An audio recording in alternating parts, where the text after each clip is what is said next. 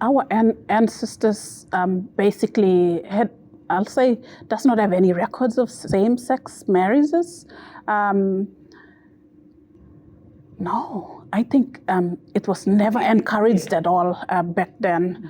So whoever decided not to marry, they remain single for the rest of their life, especially for men, likewise for women. And I think, growing up and going back to the village several times, I've realized that few of my aunts and uncles decided not to marry, and they've lived there, like single for the rest of their lives as well. So, but hardly you'll see that there are, say, evidences of same-sex marriages. So this idea was more or less introduced. It's an introduced idea. Yeah.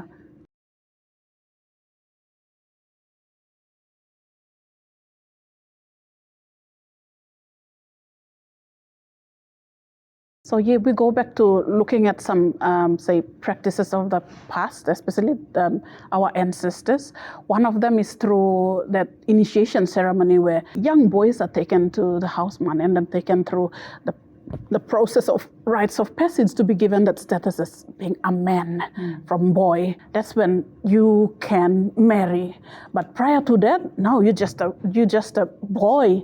You have to go through the, say, stages of maybe making gardens, maybe building a house, even hunting. So that has to be supervised by those that are assigned to you to actually guard and guide you.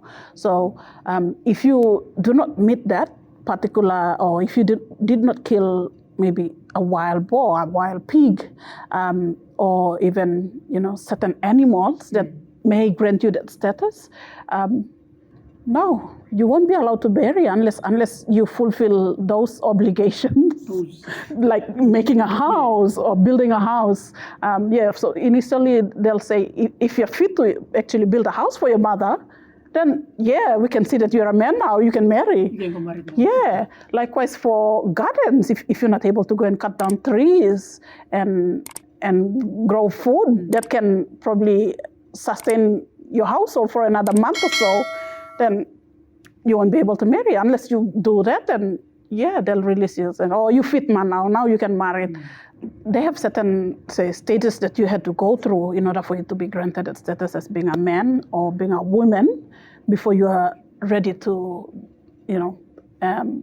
get married. Otherwise, they would refuse. So more or less it sets a guideline to actually guide a particular person into getting you prepared for what's next to come.